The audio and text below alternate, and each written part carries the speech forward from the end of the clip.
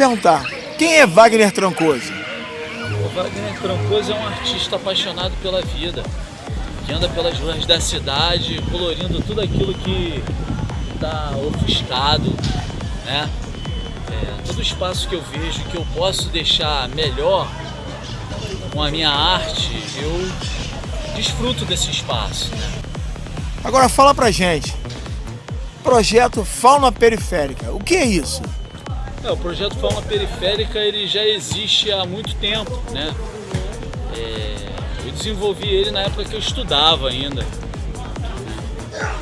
Nessa época eu fazia parte de um grupo de pesquisa, né? Que a gente desenvolvia oficinas dentro das comunidades e discutia assuntos relacionados ao cotidiano das pessoas que moram na comunidade e sobre o meio ambiente, né? Então foi aí que eu comecei a observar, né, e chegar a uma conclusão, né, baseado nas pesquisas que a gente vem desenvolvendo, o crescimento desordenado da urbanização do espaço verde, né, que é o planeta, né? E assim, na minha vida, os animais, ele faz parte da minha vida desde a infância, né? Meu amor pela vida, meu amor pelos animais, ele começou quando eu era pequeno, meu pai me levava no jardim zoológico, né? E a gente, quando é criança, né, a gente imagina mil coisas que é fora da realidade, né? E meu sonho era ter um elefante, cara, de estimação, um rinoceronte, um leão. Cara, uma coisa meio que impossível, né, de acontecer. E se acontecer, você tá indo contra a lei da natureza, né? E esse amor que eu tinha pelos bichos, pelos animais, despertou em mim algo que me levou a ter o meu primeiro contato com a arte, né? Porque eu tinha um desejo de ter um bicho daquele, mas como isso não era real, uma certa feita meu pai me deu massa de modelar. E aí eu comecei a criar aqueles bichos de massa.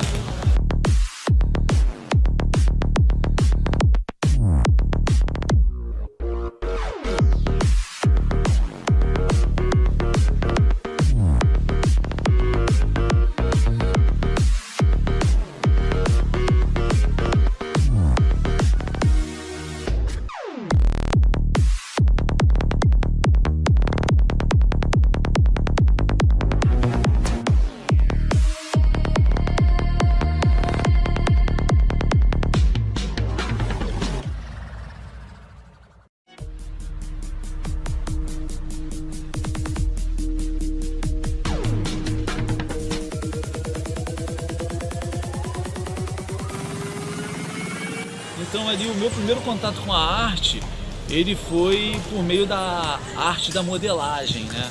Massinha de modelar, né? Eu passava horas do meu dia brincando de massa. Fazia todas as espécies de animais, leão, elefante, zebra, né? Eu gostava muito também desses programas que tem em televisão, né? Que é o Mundo Animal, que passava as relações entre os bichos, né? A relação harmônica, a relação desarmônica, né? E isso aí ficou na minha alma. Depois de mais velho, né, eu tive um contato com a arte de rua, né? Foi o meu primeiro contato com a arte de rua, né? Então aí eu já pulo para uma outra parte da minha vida, né? Que foi quando eu conheci o spray por meio da pichação, né? E nessa época que eu conheci o spray, eu jamais imaginaria que a pichação ia evoluir ao ponto de se tornar desenhos, né? Porque nessa época, pelo menos no Rio de Janeiro, não tinha desenho em muro. Era só rabisco de preto, né? E eu entrei nessa onda aí, né? Na juventude. E depois, mais tarde, né? Para mim sair dessa onda de pichar, eu fui estudar pintura.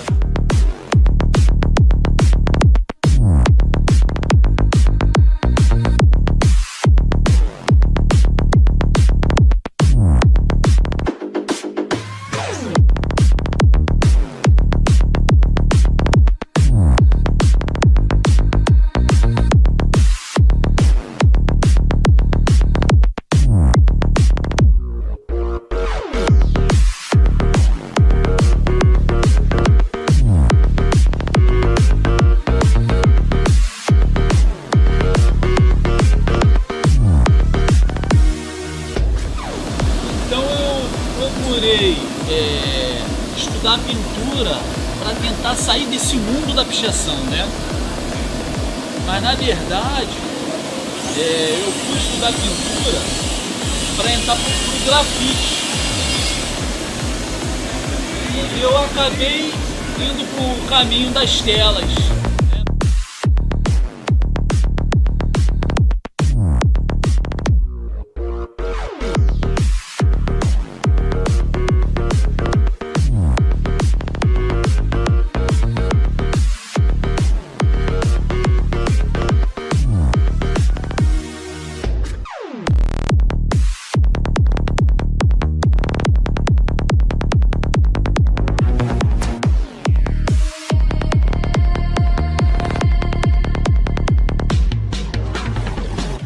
Porque eu fiz amizade com meu professor, né, de desenho, de pintura, e eu jamais imaginaria que depois de anos eu ia me tornar um artista urbano.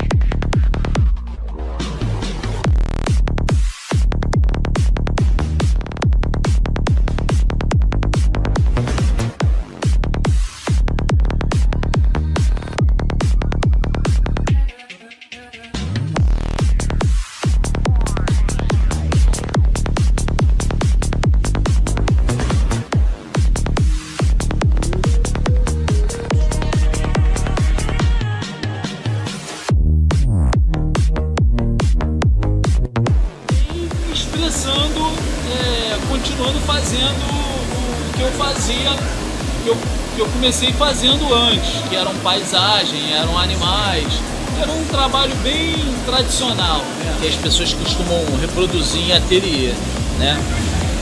Mas aí depois de um tempo, né, eu me reencontrei novamente no grafite e foi como se eu tivesse foi uma espécie de libertação. Eu comecei a levar minha arte pra rua, cara. Eu senti um prazer muito grande. Eu não consigo nem palavras agora para explicar, né? E eu queria saber o que eu ia pintar, né? Eu falei, caramba, o que eu vou pintar? Qual o desenho que eu vou pintar? O que eu vou realizar, né? Eu falei, pô, eu vou continuar fazendo o que eu gosto, que são bichos, são animais. Só que eu já não enxergava mais a vida com um olhar de criança.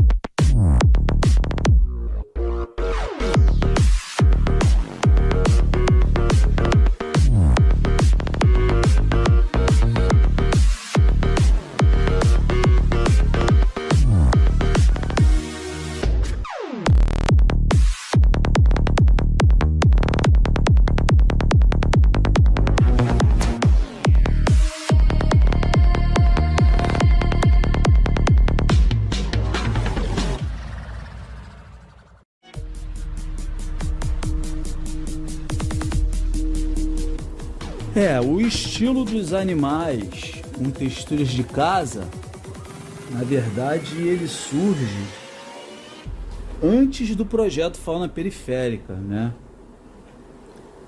A ideia de criar os animais com texturas de casas surgiu de uma coruja, né? Do desenho de uma coruja que eu fiz, né? Para um show de arte que teve lá na faculdade onde eu estudava, né? Foi anunciado que ia ter um show de talentos, né? Na faculdade. Então, o símbolo da faculdade era uma coruja. E a faculdade, ela tinha um hábito não, a visão da faculdade era ceder oportunidade para as pessoas que moravam em comunidade, né? E no show de talentos tinha várias categorias de arte, né? Tinha teatro, tinha humor, tinha música e tinha as artes plásticas. Eu me inscrevi na categoria das artes plásticas, né? E como o símbolo da faculdade era uma coruja, eu fiquei pensando em pintar uma coruja. Eu falei, poxa, eu vou pintar uma coruja. De primeiro eu pintei uma coruja bem tradicional, assim, mais aproximada do realismo, né? Nessa fase eu pintava a óleo. As minhas obras eram quadros a óleos, né? Só que depois eu fiquei parando, pensando e vi qual era a finalidade, qual era o intuito principal daquela faculdade, né? Que era dar oportunidade para as pessoas das periferias, né? E então eu tive a ideia de criar a Coruja Solidária, né? Dei até o nome da coruja, que é a Coruja Solidária, né? Eu peguei uma coruja e desenhei ela com caneta Bic. E no lugar das penas eu coloquei as casinhas, né? Simbolizando as comunidades, a periferia. E o resultado foi surpreendente, né? O reitor gostou, a faculdade inteira aprovou e eu acabei sendo vencedor desse show de talentos. Eu fiquei com ela guardada durante um tempo, isso foi no ano de 2013 que eu ganhei esse show de talentos, né? Mas aí começou a brotar em mim, né, uma nova vontade de levar minha arte para as ruas, só que dessa vez com outro olhar, né? Um olhar mais maduro, um olhar mais reflexivo. E eu não queria levar só um desenho para a rua, né? Eu queria levar algo que as pessoas, quando olhasse, ficasse pensando, né? Fizesse uma leitura daquilo. Foi aí, então que eu comecei a pensar no que eu ia levar para a rua, de que forma que eu ia me comunicar na rua. Então eu comecei a observar o lado da sociedade, comecei a observar várias questões, né, ligadas à política, né, ligado à educação. Então eu comecei a parar para pensar em diversas questões, até que a minha mente se voltou para o meio ambiente, né? Eu comecei a refletir sobre o meio ambiente. Como é que ia o meio ambiente? Referente à vida dos animais, referente à vida no planeta, né? E eu cheguei à conclusão de que uma parte do planeta, boa parte do planeta, a parte verde do planeta, ela estava sendo deteriorada. Ela estava sendo deteriorada por algumas ações humanas, né? E quem estava sofrendo com isso eram os animais, né? Aí eu comecei a pensar nesse tema. Eu falei, caramba, eu gosto de pintar animais. E eu venho observando que o planeta ele está cada vez mais com menos verde, né? Então aí eu cheguei a uma conclusão, eu falei, uma visão geral assim do planeta, né? Referente ao ecossistema, referente ao aquecimento global, o afastamento das placas tectônicas. Eu comecei a refletir assim, referente ao planeta, até que eu trouxe o meu olhar para aqui, para minha cidade do Rio de Janeiro. E eu comecei a observar aqui o meu Rio de Janeiro. Eu falei, o que tem acontecido aqui na minha cidade dentro dessa questão de desmatamento,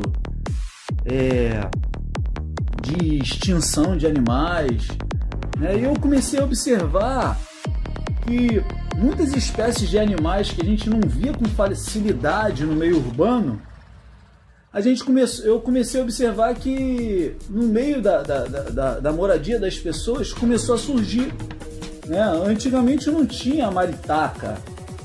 Hoje você vê maritaca voando pelas casas, né?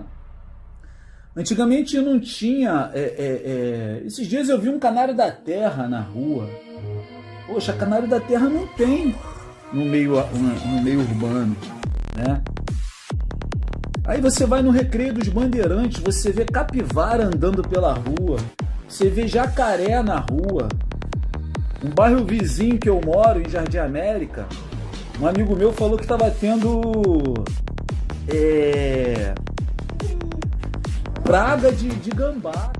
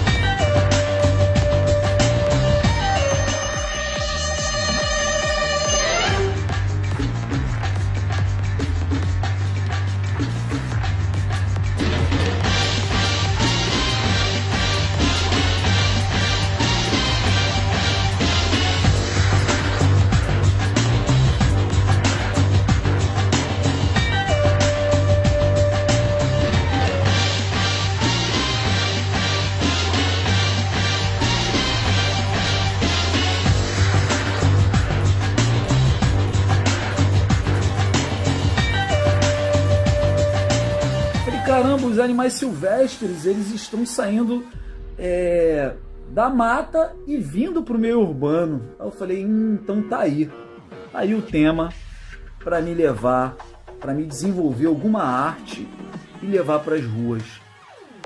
E então eu dei o nome desse tema, né, que se tornou um projeto de fauna periférica. Tamanduá-mirim, ratão do banhado, lontra, tatu e ouriço cacheiro. Todos animais resgatados por agentes ambientais em São Francisco de Itabapuana, no norte do estado do Rio.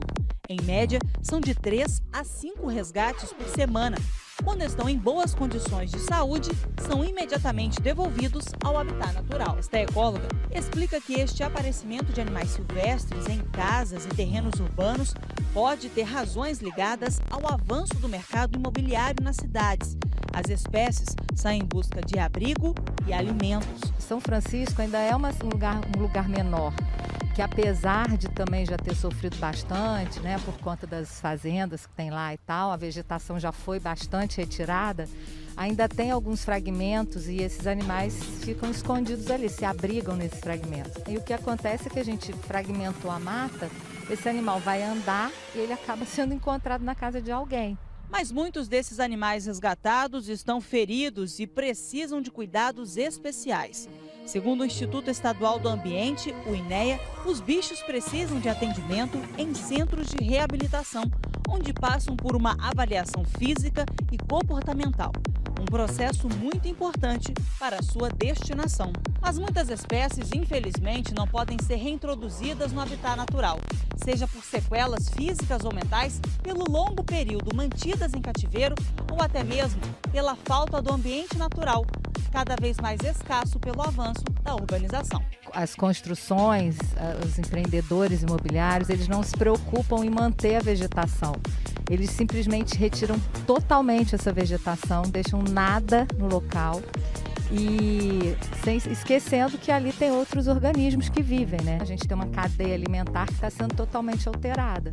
Sem contar que são organismos importantes, que contam uma história da nossa biodiversidade que estão sendo eliminados de uma forma cruel e covarde, na minha opinião, né? E isso a conta vai chegar pra gente, né? Então foi aí que eu decidi a começar a levar, né, silhuetas de animais para as ruas, espalhar pelas ruas, com texturas de casas, né?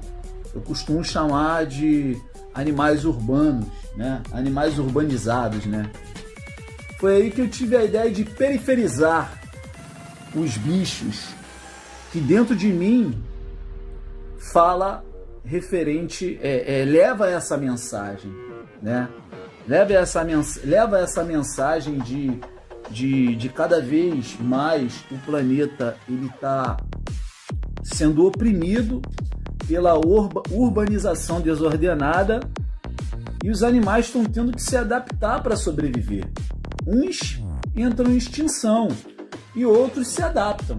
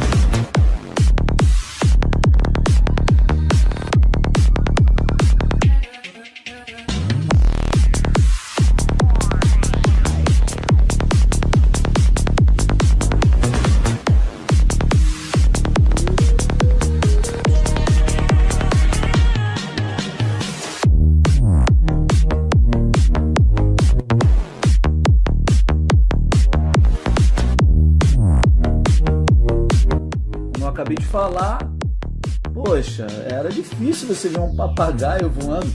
Pô, já aconteceu da gente ver até tucano na rua, né? Isso aí são os casos das feiras aí, né? Clandestina. Isso já vinha acontecendo, não vem acontecendo de agora. Mas eu fico imaginando o que será do planeta daqui a uns 50 anos, né? Como é que vai estar o planeta daqui a 50 anos? Não tem muito tempo que o Pantanal ele sofreu aí umas 2 queimadas aí, né? Pô, isso me doeu muito o coração.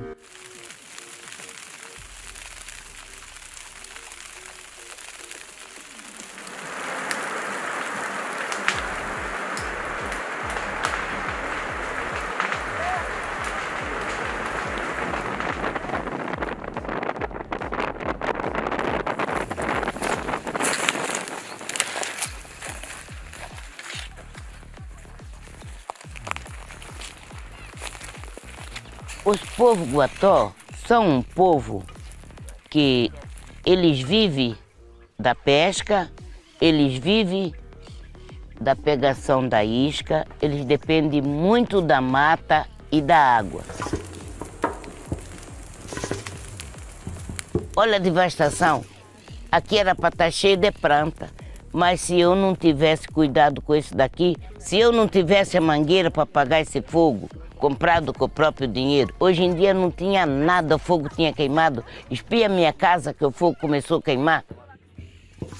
Foi assim como se você chegasse, tocasse uma gasolina e... Brá, quando assustou foi. Se eu tivesse sozinho, como é do meu costume, eu tinha morrido de tristeza, porque eu ia pegar o barquinho, ia atravessar do outro lado e ia ver minha casa queimar. Aí eu não ia resistir. Se nós não tivesse o rio, até os habitantes, ser humano como nós índios, ia morrer.